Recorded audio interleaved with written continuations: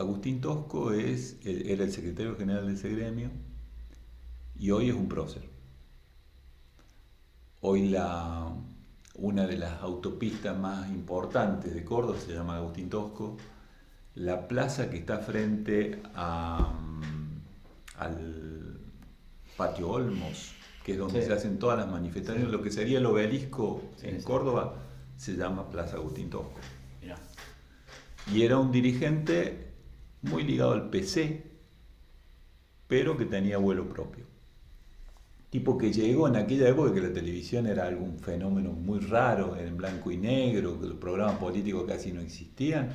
Se llegó en determinado momento a hacer un debate público a nivel nacional entre él y Rucci, porque eran las dos caras diferentes del sindicalismo. Era el sindicalismo peronista ortodoxo, negociador, siempre entongado en algo, y el sindicalismo clasista, que proponía el enfrentamiento de clase, que decía no hay posibilidad para los trabajadores si no es enfrentando al capital. Mientras que el peronismo decía la asociación capital-trabajo con el paraguas del Estado, ¿no? Eso dice el peronismo. Ese enfrentamiento en aquel momento se dirimía a veces a los cadenazos e incluso a veces a los tiros entre esas dos corrientes. Allí a ese nivel. Sí. Ahí, ¿qué año? O sea, todo ese proceso, ¿qué año? ¿67? Ya te estoy hablando, cuando yo entro a la empresa es el año 69, unos meses después del Cordobazo entro yo ahí. El Cordobazo yo lo vivo como estudiante. Okay. Y a los pocos meses entro a la empresa. Mi militancia sindical empieza ahí, 69-70, y dura hasta que me detienen, 76. Bien. El último, en el 74, 73, que gana el peronismo, las elecciones generales. La derecha peronista se envalentona.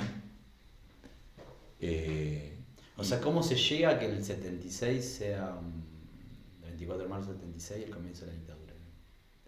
Y se llega porque todo ese proceso que yo te digo de radicalización de los trabajadores y del pueblo va generando mucha lucha interna dentro del campo popular. Por un lado están las organizaciones armadas que plantean de que hay que tomar el poder por vía armada.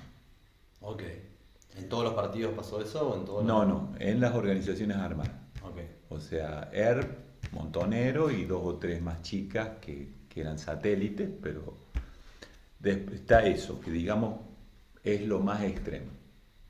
Están muchas organizaciones de izquierda, entre las cuales está la que yo pertenezco, que proponemos un avance de la toma de conciencia de la gente para ir radicalizando la democracia hacia una postura, digamos, de toma del poder, más o menos violenta, pero con toda la gente, no por grupos radicalizados. Bien. ¿Sí? Y está el peronismo. Hay una parte del peronismo más de izquierda donde a veces coincidimos, a veces no coincidimos, Ongaro, toda esa gente. Y hay un peronismo de derecha, que es el peronismo de la CGT. Esto que ahora mismo no se enteran de nada, por ejemplo, nos están sacando todos los derechos y parece que la CGT no existe. Van y hacen demandas judiciales. Parece que fueron un grupo de abogados los hijos de puta. Bueno, esa mismo siempre estuvo. En aquel momento mucho más fuerte, porque toda la rama sindical estaba tomada por ese peronismo ortodoxo. Claro. Había más representación del trabajador a través de los sindicatos. Muchísimo. Si hoy, digamos, hay O sea, un plan post-76 fue ir desarmando el poder de los sindicatos. Fue uno de los pasos, sí. Además de desindustrializar, es dessindicalizar. Lo mismo que están haciendo ahora. Ahora, O sea, ¿por qué? Te voy a ir frenando y sí, preguntando, pero pongamos dos miradas, una mirada más humanitaria, un mejor consensual, y pondremos la parte extrema, podríamos de oscura, o cuál es la mente de esa, de aquel que busca desarmar la hermandad o el sindicato. ¿Divide y reinarás? ¿quién estaba detrás de quienes después impulsaron el golpe? Sí, o ¿qué les pasa en esa mente, digamos, no? Yo creo que siempre estuvo la nostalgia del país preperonista en esa clase social, ¿no? Hay una famosa frase de Patrón Costa. Patrón Costa es un oligarca salteño, dueño de ingenios y de mucha tierra allá en el norte, Salta, Tucumán, todo eso, una familia de las tradicionales de la oligarquía del norte, que una vez en una nota que le hacen, el tipo dice: lo que yo jamás le voy a perdonar a Perón no es los derechos que dio, no es lo que nos sacó a nosotros para darle a los trabajadores, sino que hasta que apareció Perón, mis empleados jamás me miraban a la cara. Podían venir a pedirme algo, pero no levantaban la cabeza. Desde Perón en adelante me miraban a los ojos desafiantes. Eso simbólico creo que nunca se le fue a esa clase social. Esa clase social que ahora no es solo oligarquía.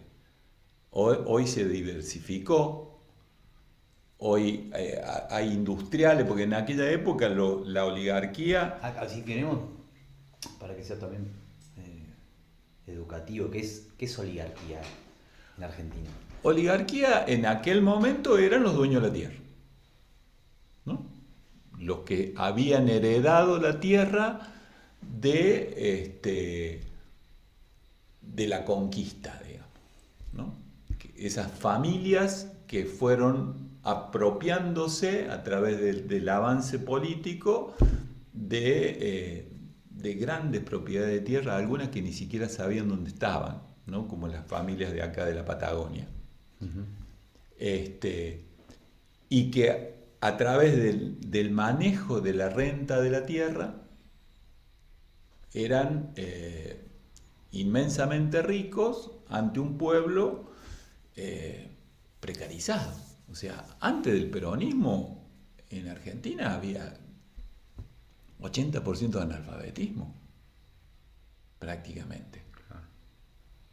El famoso de sol a sol, ¿qué era? Que no había horario de trabajo. Arrancaba cuando empezaba el día y terminaba cuando no se veía más. Claro. Hoy lo ves como algo esclavista, ¿no? Claro, el famoso tiene la vaca atada. ¿De dónde viene? Que esas familias viajaban a Europa con las riquezas de acá, que sacaban de acá, viajaban a Europa en barco y llevaban su propia vaca. No tiene la vaca atada por eso, ¿no? Para poder ordeñar su propia leche. Tirar manteca al techo, ¿de dónde viene? De que les sobraba la manteca y en su festichola se tiraban con manteca. O sea, sí. ¿te das cuenta? Ese ensueño que el peronismo corta, jamás lo perdieron. ¿Hoy de qué te hablan? De volver a la grandeza de comienzo de siglo, del comienzo del siglo XX. Principio, claro, es más, no solo antes de Perón, antes de Irigoyen. Porque Irigoyen ya les empieza a marcar la cancha. Lo terminan volteando. Pero ese proceso continúa y termina en el peronismo. Lo terminan volteando. Pero el proceso por debajo en el pueblo no se va. Los sindicatos siguen, el Perón vuelve, sigue estando. Eso que dice Patrón Costa, no vuelven a bajar la cabeza. Pasan a una etapa donde empiezan de nuevo a estar en condiciones desfavorables de negociación, pero negocian de tú a tú. No vuelven para atrás, esos negritos de mierda que ahora me miran a la cara, decía Patrón Costa. Bueno, yo creo que eso es lo que está detrás. El sueño del mundo para mí. Esto que ahora lo tienen los hiper mega millonarios a nivel mundial. Que se rompió el límite de el planeta es para todos. Bueno, yo dentro de todo me tengo que limitar en mi expansión de manera que no destruya todo, porque al fin y al cabo también vivo acá. Ahora le chupo un huevo, o sea, la ley de glaciares. Puedo decir, ¿cómo pueden, para sacar un cacho de oro, destruir la fuente del agua potable de grandes territorios? No importa.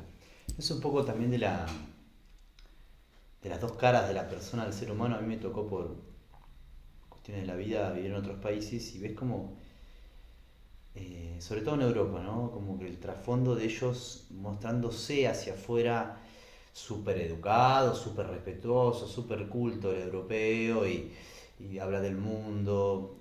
No me pongo una cuestión xenófoba, pero sino que después del trasfondo te enterás que ellos viven bien porque están saqueando África y Latinoamérica de hace 500 años, ¿no? Sí, Entonces, y lo naturalizaron. Entonces, como ahí sí son muy verdes y cuidamos el ecosistema y el planeta y los ríos todos limpios y demás, pero allá estamos contaminando porque aplicamos de una forma conspiranoica o manipular cuestiones de poder para que las leyes les beneficien a las empresas internacionales. Claro, se naturalizó la desigualdad. Eso mismo que ahora vos ves con el tema de las armas nucleares. ¿De qué lo acusan a Irán y le generan una guerra? Que está desarrollando una industria nuclear que puede derivar en que tengan armas nucleares. ¿Quiénes son los que están en contra de que tengan armas nucleares? El grupo de países que tienen armas nucleares. Sí, sí, como es hermoso. Nosotros la podemos tener, vos no. Claro. ¿Me entendés? Bueno, eso mismo con la riqueza. O sea, esas mismas discusiones se dio en todos los foros de cuando se empezó el tema del cambio climático y cómo cuidamos el planeta. Claro. Se reunían todos y decían, bueno, hay que poner tales restricciones. Ya no se puede usar carbón para no sé qué. Ya no se puede contaminar los ríos de esta manera. Y los países que todavía no se habían desarrollado, porque habían sido saqueados, decían, bueno, negro, pero yo tengo carbón. Si no quemo carbón, no tengo industria. Si no tengo industria, no me desarrollo. Vos te desarrollaste quemando carbón. Claro. Ahora me impone que no queme carbón. Claro. ¿Me entendés? Bueno, esa desigualdad se naturalizó incluso filosóficamente. Hubo una época en que se discutía si los indios, o sea, los habitantes originarios de América, ¿tenían alma o no tenían alma? Eso se discutió dentro de la Iglesia Católica. Y durante una época se determinó que no la tenían. ¿Y sabe por qué no la tenían? Porque no tenían propiedad privada. Por lo tanto, si no aspiraban a tener propiedad, no tenían alma. Y si no tenían alma, se los podía esclavizar. Es como decir, bueno, yo tengo vacas y las meto ahí en un corral. Pero porque son vacas, están a mi servicio. Bueno, estos tipos también. Todo eso está en el fondo de eso. Después se va dulcificando, se va maquillando, se va generando. No digo que la humanidad no ha ido avanzando, pero en el fondo eso sigue estando. Sí, hay como una mirada. Yo creo que esa cuestión expansiva viene mucho del Imperio Romano. Creo que en todas las civilizaciones pasó lo mismo, vas teniendo más poder y te expandís como un tumor, como algo que quiere crecer, pero después todo el tiempo todo ese imperio caerá, ¿no? Toda esta cuestión. Pero hoy el día, para mí, por ejemplo, el fútbol es como el Coliseo, ¿no? Es el circo lamentablemente del romano. Y después sabemos que el Imperio Romano se expandió en todo el mundo, porque esto que hablabas vos de la propiedad privada viene de la mano del capitalismo y también de la mano del derecho romano, porque está avalado por la justicia y la justicia, el que estudia derecho, las primeras materias que lees son de derecho romano. O sea, exacto. Como que el Imperio Romano se terminó expandiendo por todo el mundo con sus cuestiones. ¿Quién dice Milei ahora que van a ganar la guerra? vamos a ganar los buenos, dijo. Los que nos formamos en el derecho romano, etcétera, etcétera. ¿Dijo eso? ¿Sí? Los que defendemos la libertad y la propiedad privada como cosas sagradas. La libertad, cuando habla de libertad, ¿qué habla? De la libertad mía individual, de hacer lo que a mí me plazca y lo que a mí me convenga, independientemente que te pise a vos. Esa es la libertad de la que hablan. Uh-huh. Por eso va combinada con la propiedad privada. Entonces, pedirle ahora a Zuckerberg o a Elon Musk que tome conciencia de que una medida que él toma destruya a millones de personas. ¿Y qué? ¿Y qué tiene que ver? Yo estoy haciendo lo mío. Hacerlo más chico. Decirle a un sojero que tome conciencia que los agrotóxicos que está sembrando en su campo a través de aviones va a la napa de agua y está envenenando el pueblo más abajo. Y dice, yo estoy fumigando mi campo. O sea, eso es lo que está en el fondo. Han ido a la parte más elemental del ser humano, que es la parte animal. La diferencia con el resto de los animales, que es un animal que se imagina, que tiene horizonte temporal, que puede proyectar, que puede definir cosas hacia el tiempo futuro. Entonces es enormemente mucho más dañino ese animal que el resto de los animales. La capacidad destructiva es inmensa comparado con el resto. Sí, sí. Pero lo que hay en el fondo es ese mecanismo atávico, animal, que lo tenemos y lo tenemos que reconocer, lo tenemos que conocer y manejarlo, porque es nuestro cuerpo. Nuestro cuerpo tiene un mecanismo natural de ahorro de energía. Y está bien que lo tenga.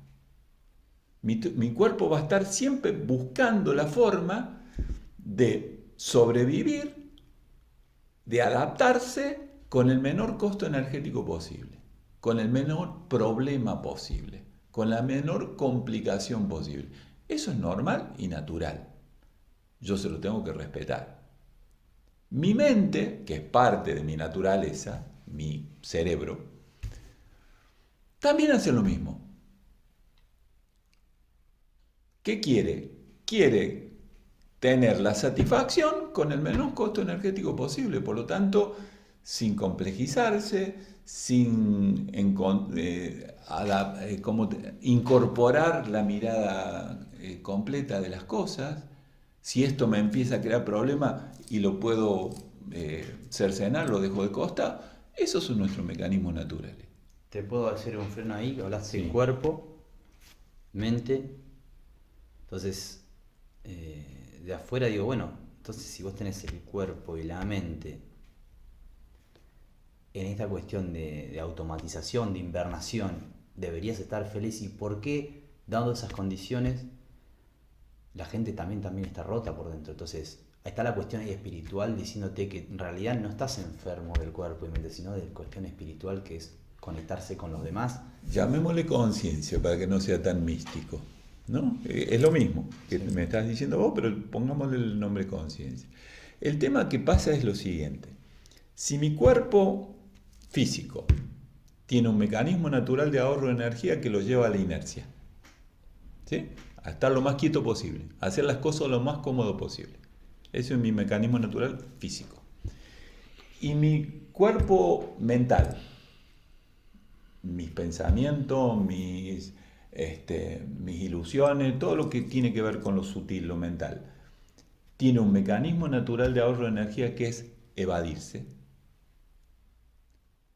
Resulta que si yo me quedo en esas dos dimensiones, tengo una parte mía que se va al sofá y la otra parte mía que vuela. Uh-huh. ¿Dónde estoy yo? No estoy. Esa angustia existencial es la que no pueden tapar. Incluso el tipo que puede estar cómodo sin problema y su mente puede evadirse sin problema porque tiene, no sé, tiene la vaca atada. En el fondo hay algo que le dice, loco, ¿y para qué todo esto? Bueno, esa es lo que genera la tensión de sufrimiento de la ruptura interna. Porque yo para humanizarme necesito la tercera dimensión, que es la conciencia, que hace que mi mente venga y se aplique a algo y eso mueva mi cuerpo en dirección de ese algo. Ahí me humanizo. Ahora, cuando me humanizo, mi primer dato de conciencia es: yo no soy solo. Yo soy heredero de una larga historia de lucha contra el dolor y el sufrimiento, protagonista de esa historia y precursor de la historia que me va a seguir más allá. Y por lo tanto, para encontrarme yo, me tengo que ver en los ojos de mi semejante. Tengo que vivir la vida, tengo que sentir lo que le pasa. Para eso tengo las neuronas espejo, que las han empañado bastante, por cierto. Para que yo sienta que a vos te pasa. Esta conversación, si vos estuvieras con un dolor de muela, no sería la misma conversación. Porque yo no tengo manera de no percibir que vos no estás cómodo. Que vos no estás bien, que estás pasando un momento jodido. No puedo no percibirlo si soy humano. Ahora, si tengo mi mente en cualquiera y mi cuerpo achanchado, el problema es que no percibo, es que no estoy. Es una forma de, como decís vos, la palabra entretenerse. Exactamente. No sé, entretenimientos. Estoy enajenado. Y el entretenimiento es una de las grandes maneras de enajenación. Yo suelo decir, si tenés que entretenerte es porque no te podés tener. La misma palabra lo dice. Exactamente. Estás buscando entretenimiento todo el tiempo porque no lográs tenerte, porque cuando te querés tener lo que encontrás es un enorme vacío. Entonces ese vacío te genera angustia y esa angustia hace que sacas a entretenerte. El otro día hablaba con una persona en mi consultorio que me decía que no encuentro motivación. No puedo, está muy deprimido, está jodido y me decía, y es que no encuentro motivación. Y yo le decía, lo estás buscando en el cajón equivocado, hermano. ¿Cómo en el cajón? Porque vos me decís, no encuentro motivación, como si la motivación estuviera afuera y tuviera que venirte, o lo tuvieras que ir a buscar vos. Es al revés. La motivación es para qué naciste y qué es lo que tenés que regalar, qué es lo que tenés que dar. Ahí está la motivación, claro. Filosófica, ideológicamente te han armado al revés, ¿no? Para buscar en el cajón equivocado. Y ya has ido 20 veces a buscar, como que se te perdió la llave. Debería estar acá y abro el cajón, busco, no está. Y bueno, busca en otro lado, muchacho.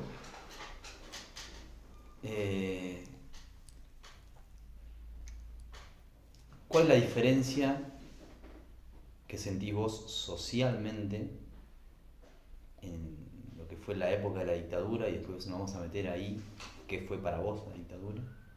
Porque ya que estamos hablando de estos temas, está interesante que alguien lo cuente lo que vive adentro. Porque sucede mucho que se opina sin saber, sin vivir las cosas, ¿no? Es como aquel que va a la cancha y opina de fútbol y nunca patea una pelota, ¿no? Entonces, o lo mismo políticamente, se opinan cómo hay que hacer las cosas, pero nunca fue presidente o intendente. Nunca manejó una biblioteca de barrio. Por eso, exactamente. ¿En qué estamos hoy en Argentina? Ya que volvimos un poco atrás, a principios del siglo pasado, lo que es la oligarquía, lo que ha significado Perón en el cambio en la lucha de clases, contate tu historia personal. Hoy, 23 de marzo 2023. 2026. 2026. ¿Dónde está la dictadura hoy? Sí, porque también me gustaría que definamos qué es dictadura, ¿no? Porque en un mundo donde la palabra se utiliza y uno queda... Vos sabés de esto, estudiaste PNL y sabés lo que... Sí, que la comunicación es simbólica, básicamente. Exactamente, sí. Yo creo que se usan mucho los símbolos equivocados y se promueve los símbolos equivocados. Por eso que hoy todo el mundo que habla de dictadura, en estos días sobre todo, que está muy, digamos, vigente, todos se sienten obligados a aclarar que no estamos en dictadura. Bien. Pongo un freno acá, sí. Discúlpame, porque hace 2 años hicimos una entrevista a Manuel hablando de de símbolos, del lenguaje, de historia de la humanidad, que se las recomiendo que la escuchen. Después voy a mandar ahí el link. Pero para el que quiera ahondar, digamos, y profundizar, pues siempre está bueno profundizar en las cosas, sobre esto, ese detalle puntual de los símbolos que decía. Yo dije la comunicación es simbólica. Uh-huh. Y las palabras o el lenguaje son símbolos de símbolos. Uh-huh. Entonces, cuando yo me quiero comunicar, debería tener en cuenta ese mecanismo, porque si no, puedo caer en una especie de ilusión de que me estoy comunicando y no está pasando. Un ejemplo. Si yo digo mate y agarro el mate en la mano, vos y yo vamos a ese mate. ¿Sí? Estamos hablando de ese mate. Uh-huh. Ahora, si no estuviera el mate y yo en una conversación digo mate, meto la palabra mate en esa conversación, yo estoy hablando de un mate y a vos te remito a otro. Uh-huh. Imaginemos, haciendo una especie de ejercicio extremo, que yo estoy hablando del mate que tomé con el amor de mi vida, en el momento en que nos encontramos. Eso genera en mí todo un mecanismo interno, endorfínico, digamos, de felicidad. Yo te estoy hablando desde un lugar de mi felicidad cuando dije mate. Imaginemos que a vos te llevó al mate que tomaste el día que se te murió alguien muy querido y que vos en ese momento no entendías, habías perdido fe en la vida por esa sensación emocional. ¿Podemos seguir hablando de lo mismo a partir de ahí? Y capaz que yo simplemente mencioné mate como un ejemplo de algo.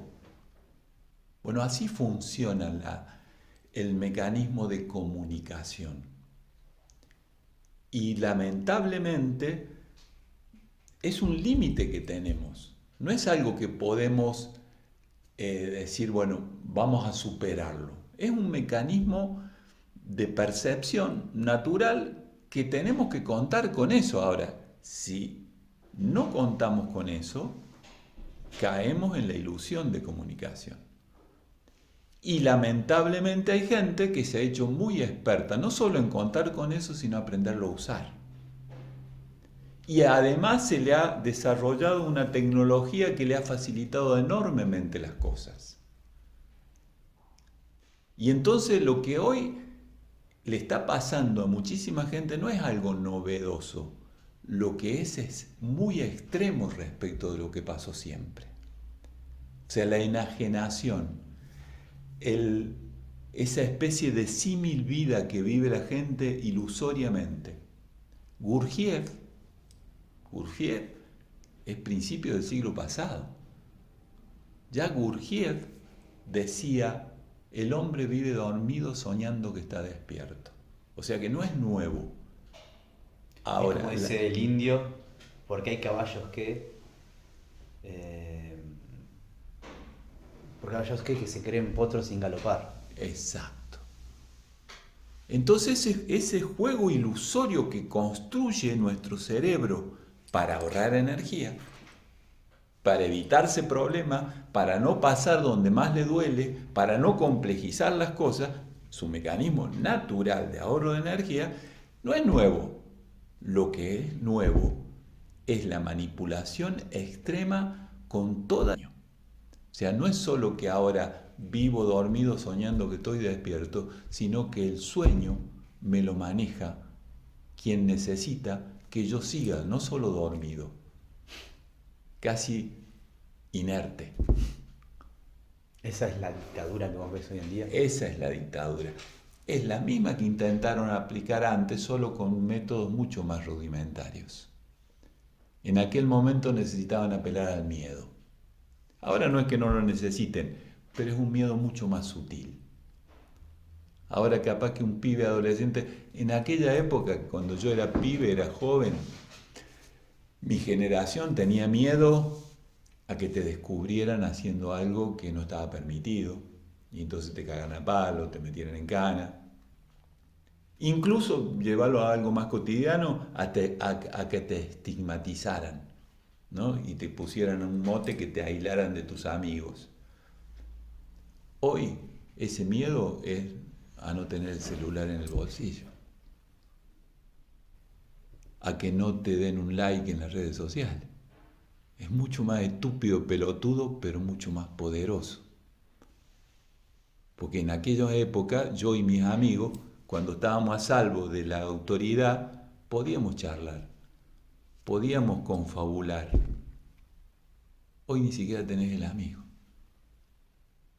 Porque estamos los dos sentados juntos, charlando, y cada uno está conectado con un mundo que no es el que estamos viviendo acá.